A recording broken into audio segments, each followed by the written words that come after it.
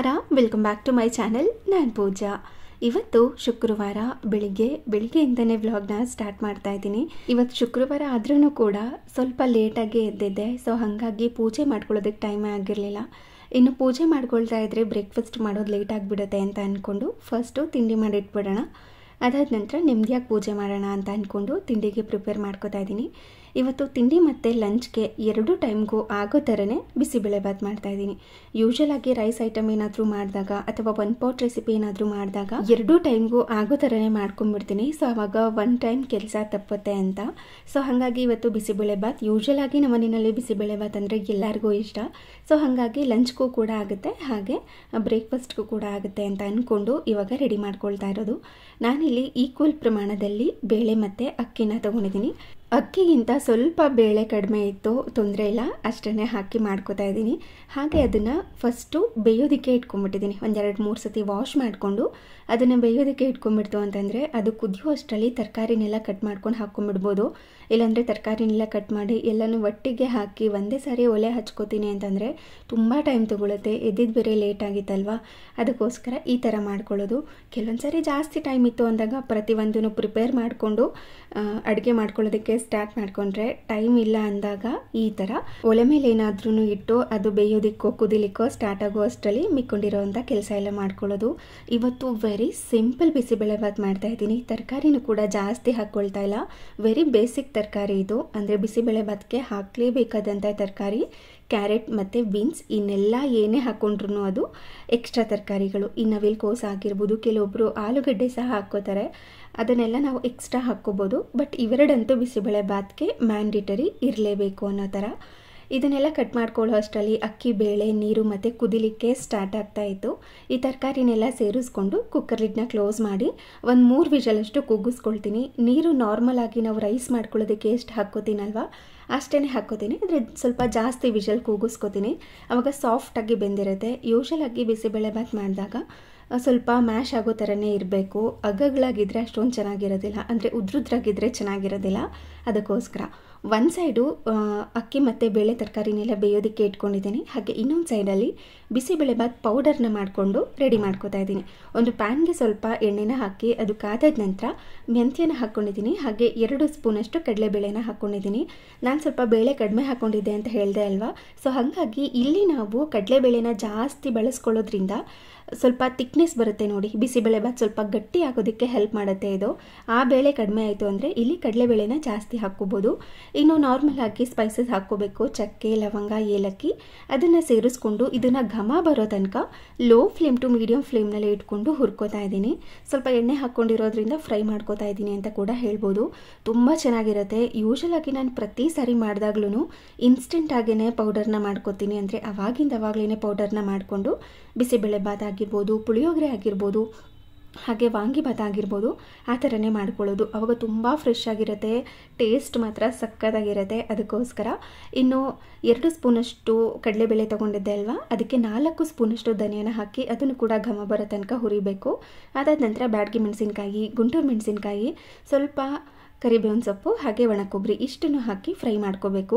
ಮಧ್ಯದಲ್ಲಿ ಇತ್ತು ಅಂತ ಅಂದರೆ ಸ್ವಲ್ಪ ಜಾಪತ್ರೆ ಹಾಕ್ಕೋಬೋದು, ಇಲ್ಲಾಂದರೆ ಸ್ಕಿಪ್ ಮಾಡ್ಕೋಬೋದು. ಇನ್ನು ಗಸಗಸೆ ಸೇರಿಸ್ಕೋಬೇಕು. ಮನೆಯಲ್ಲಿ ಖಾಲಿ ಆಗಿತ್ತು, ಸೊ ಹಾಗಾಗಿ ಹಾಕ್ಕೊಂಡಿಲ್ಲ ಅಷ್ಟೇ. ಕೆಲವೊಂದು ಐಟಮ್ಸ್ ಇಲ್ಲ ಅಂದ್ರೂ ಕೂಡ ತೊಂದರೆ ಇಲ್ಲ. ಈ ಗಸಗಸೆ ಇಲ್ಲ ಅಂದರೂ ತೊಂದರೆ ಇಲ್ಲ, ಕೊಬ್ಬರಿ ಇಲ್ಲ ಅಂದ್ರೂ ಪರವಾಗಿಲ್ಲ, ಹಾಕ್ಕೊಂಡು ಮಾಡ್ಕೋಬೋದು. ಆದರೆ ಕೆಲವೊಂದು ಮೇನ್ ಇಂಗ್ರೀಡಿಯೆಂಟ್ಸ್ ಅಂತ ಇರುತ್ತಲ್ವ, ಅದನ್ನೆಲ್ಲ ಹಾಕ್ಕೊಳ್ಳೇಬೇಕಾಗತ್ತೆ. ಇವಾಗ ಅದನ್ನು ಕಂಪ್ಲೀಟಾಗಿ ಕೂಲಾಗೋದಕ್ಕೆ ಬಿಟ್ಟಿದ್ದೀನಿ. ಅಷ್ಟರಲ್ಲಿ ಕುಕ್ಕರ್ ಕೂಡ ಕೂಗಿತ್ತು, ಅದು ಕೂಲಾಗಬೇಕು. ಹಾಗೆ ಮಸಾಲೆ ಹುರಿದಿರುವಂಥದ್ದು ಕೂಡ ಕೂಲಾಗಬೇಕು.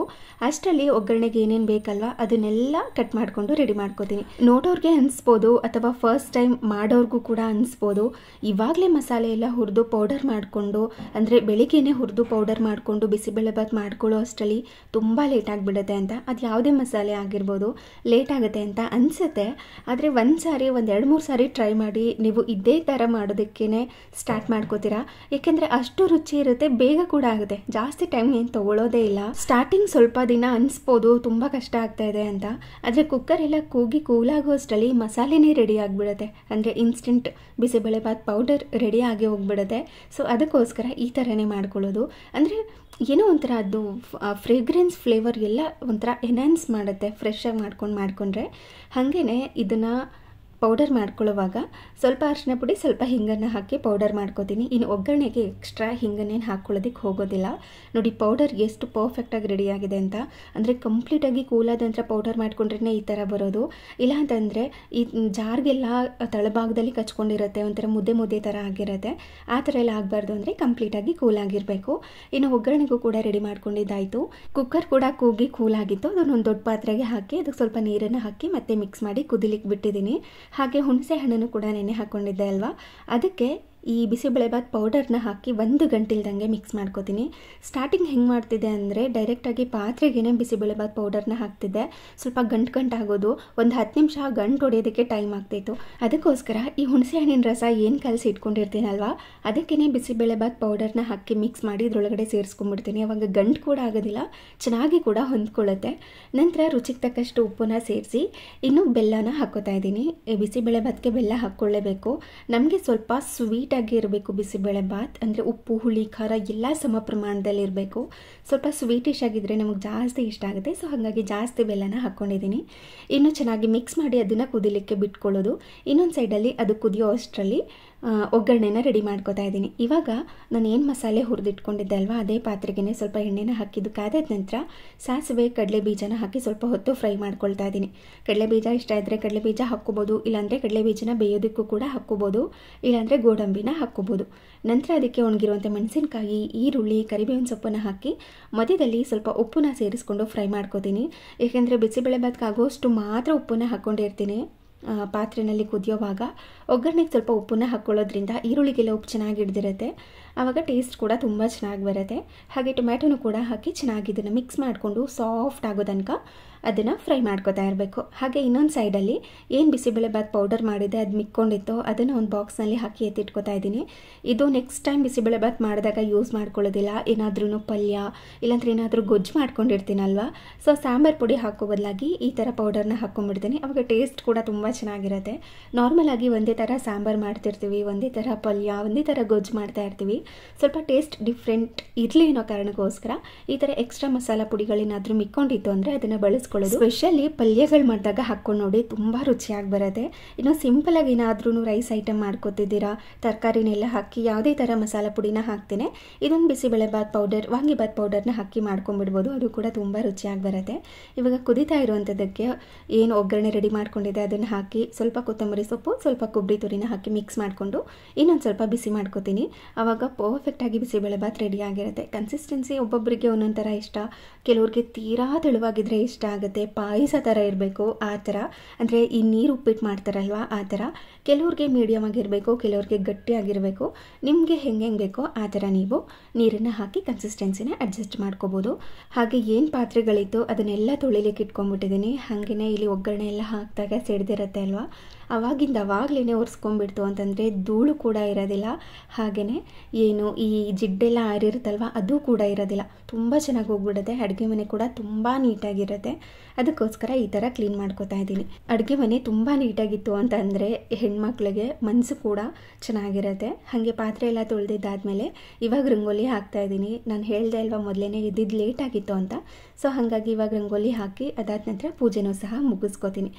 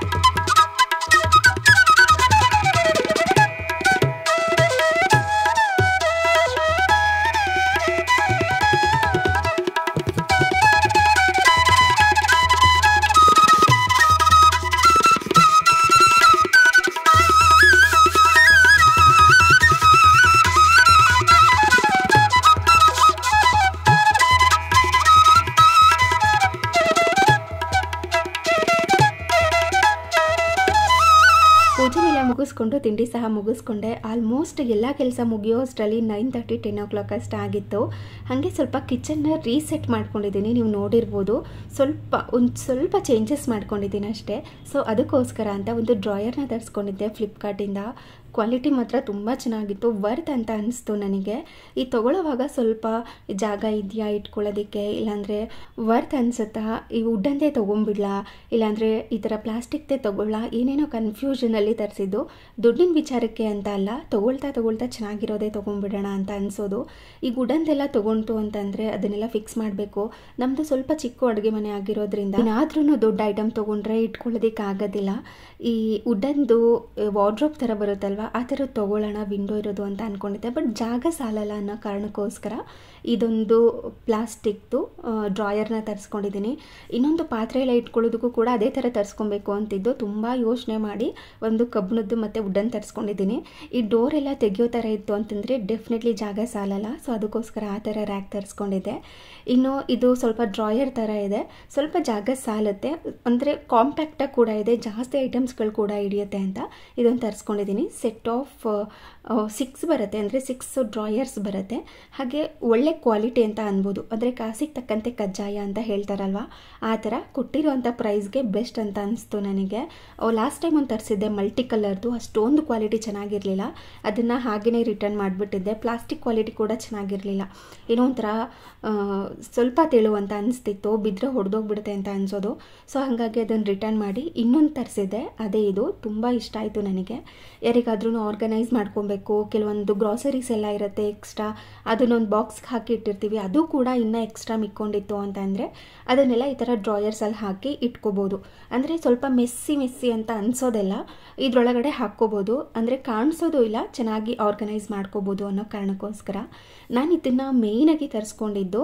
ಅದೇ ಎಕ್ಸ್ಟ್ರಾ ಗ್ರಾಸರೀಸ್ ಎಲ್ಲ ಇಟ್ಕೊಳ್ಳೋದಕ್ಕೆ, ಅಂದರೆ ಓಪನ್ ಮಾಡಿರುವಂಥ ಪ್ಯಾಕೆಟ್ಸ್ ಎಲ್ಲ ಇರುತ್ತೆ, ಇಲ್ಲಾಂದರೆ ಏನಾದ್ರೂ ಸ್ನ್ಯಾಕ್ಸ್ ಇರುತ್ತೆ, ಇಲ್ಲ ಎಕ್ಸ್ಟ್ರಾ ಏನೋ ಇರುತ್ತೆ ಮನೆಯಲ್ಲಿ, ಅದನ್ನು ಕೌಂಟರ್ ಟಾಪ್ ಮೇಲೆ ಇಡೋದ್ರ ಬದಲು ಈ ಥರ ಡ್ರಾಯರ್ಸ್ ಎಲ್ಲ ಹಾಕಿ ಇಡ್ಬೋದು ಅಂತ. ಇದನ್ನು ಅಸೆಂಬಲ್ ಮಾಡ್ಕೊಳ್ಳೋದು ಕೂಡ ತುಂಬಾ ಸುಲಭ. ಈ ಥರ ಎಲ್ಲ ಸೆಪ್ರೇಟ್ ಮಾಡಿ ಕೊಟ್ಟಿರ್ತಾರೆ. ಪ್ರಾಪರಾಗಿ ನಾವು ಇದನ್ನು ಫಿಕ್ಸ್ ಮಾಡ್ಕೋಬೇಕು. ಈ ಥರ ಎಲ್ಲ ಫಿಕ್ಸ್ ಮಾಡಿ ಕರೆಕ್ಟಾಗಿದೆಯಾ ಅಂತ ಚೆಕ್ ಮಾಡ್ಕೋಬೇಕು. ಅದಾದಮೇಲೆ ಏನು ವೈಟ್ ಕಲರ್ ಡ್ರಾಯರ್ಸ್ ಇತ್ತು ಅದನ್ನೆಲ್ಲ ಇವಾಗ ಇದರೊಳಗಡೆ ಹಾಕೋತಾ ಇದ್ದೀನಿ. ಅನಿಸ್ಬೋದು ಡ್ರಾಯರ್ ಎಳ್ದಾಗ ಬಂದುಬಿಡಲ್ವ ಈಚೆ ಅಂತ, ಒಂದು ಲಾಕ್ ಥರ ಕೊಟ್ಟಿದ್ದಾರೆ. ಈ ನಾನು ವೈಟ್ ಕಲರ್ದು ಡ್ರಾಯರ್ಸ್ ಒಳಗಡೆ ಫಿಕ್ಸ್ ಮಾಡ್ತಾ ಇದ್ದೀನಿ, ಅದ್ರ ಹಿಂದೆ ಒಂಥರ ಲಾಕ್ ಥರ ಕೊಟ್ಟಿದ್ದಾರೆ. ನಾವು ಡ್ರಾಯರ್ ಎಳ್ದಾಗ ಅದು ಬಿದ್ದೋಗೋದಿಲ್ಲ, ಲಾಕ್ ಆಗುತ್ತೆ ಬಂದು, ಅಂದರೆ ಈಸಿಯಾಗಿ ತೆಗಿಬೋದು, ಬಟ್ ಎಳ್ದಾಗ ಏನು ಬಿದ್ದೋಗೋದಿಲ್ಲ. ಈ ಥರ ಪರ್ಫೆಕ್ಟಾಗಿತ್ತು ನನ್ನ ಕಿಚನ್ಗೆ. ಕಲರ್ ಕೂಡ ನನಗೆ ಇಷ್ಟ ಆಯಿತು.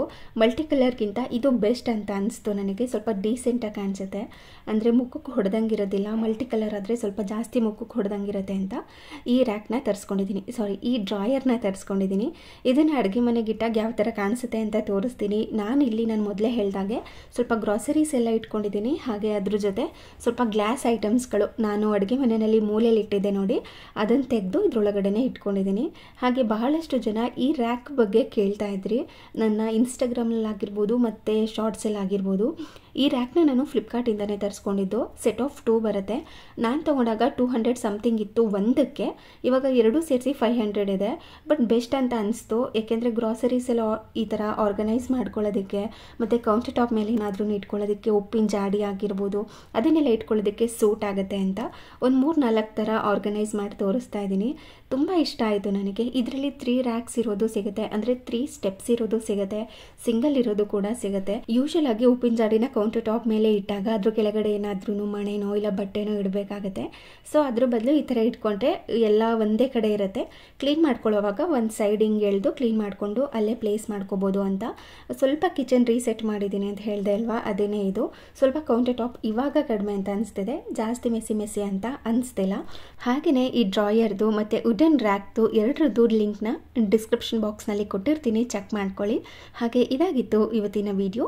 ಈ ವಿಡಿಯೋ ನಿಮಗೆ ಸ್ವಲ್ಪನಾದ್ರೂ ಇಷ್ಟ ಆಗಿದ್ರೆ, ಯೂಸ್ಫುಲ್ ಅನಿಸಿದ್ರೆ ಪ್ಲೀಸ್ ಒಂದು ಲೈಕ್ ಮಾಡಿ. ಹಾಗೆ ನಿಮ್ಮ ಫ್ರೆಂಡ್ಸ್ ಆ್ಯಂಡ್ ಫ್ಯಾಮಿಲಿಗೆಲ್ಲ ಈ ವಿಡಿಯೋನ ಶೇರ್ ಮಾಡಿ. Thank you.